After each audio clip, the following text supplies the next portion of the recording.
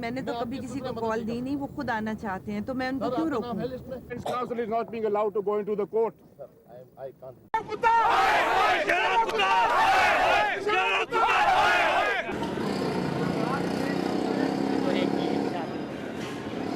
السلام علیکم ورحمۃ اللہ وبرکاتہ. میں ہوں محمد حسن اور آپ دیکھ رہے ہیں آپ کا اپنا چینل ایکسپینسو ٹائم.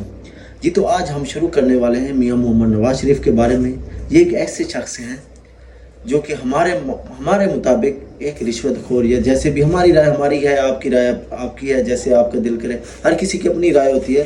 رشوت خور انسان ہے اور ہمارے لیے پوری دنیا میں وہ رسوائی کا سبب ہی بننے ہیں. اس کے علاوہ ہمارے دل میں ان کے لیے کچھ نہیں. جی تو شروع کرتے ہیں ان کے دادا سے, یعنی میاں محمد رمضان سے, جو خاص کے بھٹ کشمیری تھے. اور ان کے گھر میں 1920 میں ایک بچے کی پیدائش ہوتی ہے جس کا نام رکھا جاتا ہے میاں محمد شریف. جی تو محمد شریف صاحب کے ساتھ ان کے ماشاءاللہ سے اور بچے میاں محمد رمضان کے گھر پیدا ہوتے ہیں. ان کا 6 بچے اور پیدا ہوتے ہیں. اس طرح یہ ٹوٹل 7 بھائی ہوتے ہیں. اور وقت آتا ہے 1947 کا, جب پاکستان آزاد ہوتا ہے. جی تو جناب یہ میاں صاحب جو ہوتے ہیں, میاں محمد شریف صاحب, یہ وہاں لوہے کی بھٹیوں کا کام کرتے ہوتے ہیں. ان کا کاروبار وہاں سے ہی چل رہا ہوتا ہے. یہ ادھر پاکستان نہیں آنا چاہتے. لیکن جو کچھ لوگ ان کے احباب عزیز آتے ہیں ادھر, وہ ان کو خط لکھتے ہیں, ان کو کنوے میسج کرتے ہیں کہ ادھر ماشاءاللہ سے بہت اچھی بھٹیاں پڑی ہیں, خالی پڑی ہیں, ادھر سے لوگ چھوڑ کے بھاگے ہوئے ہیں, آپ آ جاؤ, ادھر اچھی روزی ملے گی. تو جی جناب میاں محمد شریف صاحب آزادی کے تقریباً 1 سال بعد 1948 کو, جب ان کی عمر 28 سال ہوتی ہے, یہ ادھر آتے ہیں اور کام شروع کر دیتے ہیں.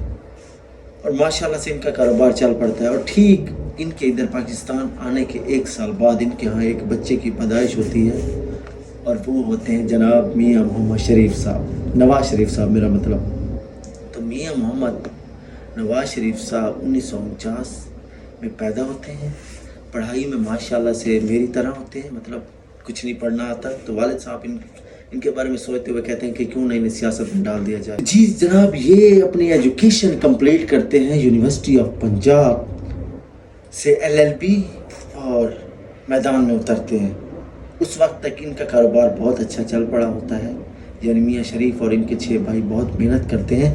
اور کوٹ لکھپت میں اس وقت تک یہ اتفاق انڈسٹری کا آغاز کر چکے ہوتے ہیں.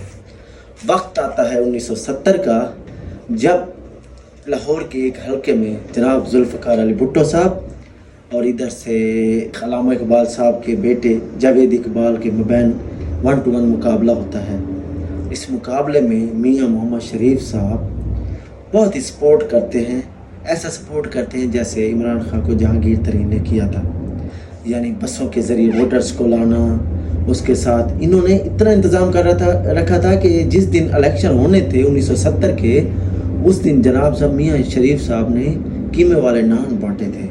لیکن قدرت کا کرنا ایسا ہوا کہ ذوالفقار علی بھٹو صاحب جیت گئے اور اقبال صاحب کے فرزند ہار گئے. ذوالفقار علی بھٹو صاحب کو تو پتہ تھا کہ انہوں نے اتنا سپورٹ کیا, انہوں نے اپنا بدلہ لیا اور ان کی جو انڈسٹری تھی اس کو جی نیشنلائز کر دیا, اور یہ پھر روڈ پہ آ گئے ایک دفعہ پھر سے. ان کو ایک بہت بڑا دھچکا لگا.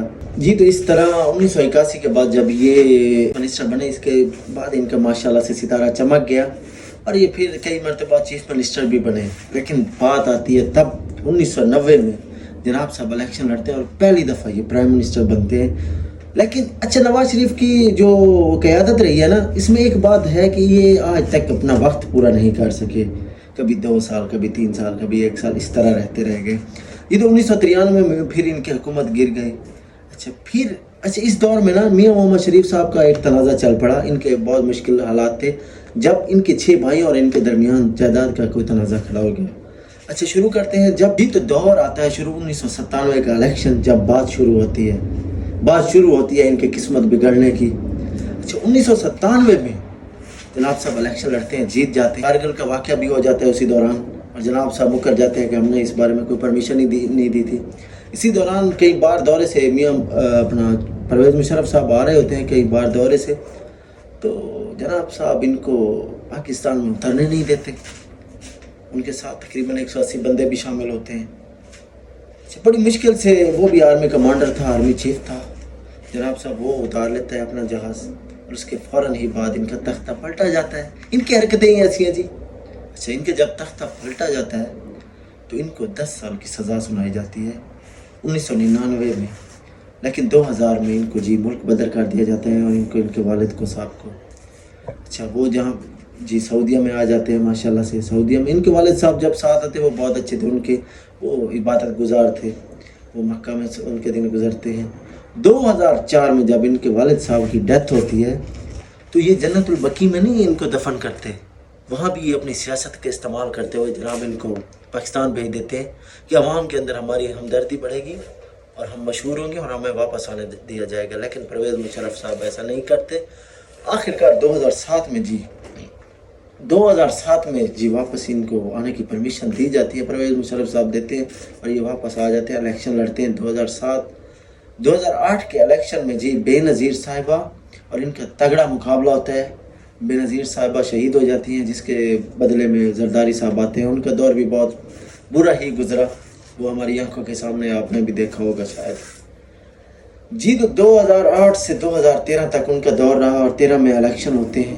13 میں الیکشن ماشاءاللہ سے یہ جیتتے ہیں جب پی ٹی آئی اور ان کا ماشاءاللہ سے تگڑا مقابلہ ہوتا ہے اور یہ جیت جاتے ہیں. لیکن کرپشن 2013 کے الیکشن میں یہ جیتتے ہیں لیکن اپنا ٹائم پیریڈ پورا نہیں کر سکتے اور پیناما پیپرز ان کے لیک ہو جاتے ہیں. تو جی جناب 2019 میں جناب صاحب غائب ہوتے ہیں ادھر سے بیماری کا بہانہ لے کر، اور ٹھیک 4 سال بعد اب ماشاءاللہ سے پاکستان ان کو یاد آیا جب الیکشن کا ٹائم ہے، جب ان کی بیٹی جناب سب کچھ سنبھالے ہوئے ہے، ڈرامے کر رہے ہیں جی، کبوتر اپنے ہاتھوں پہ بٹھا رہے ہیں. چلو وہ ایک ان کا اور معاملہ ہے.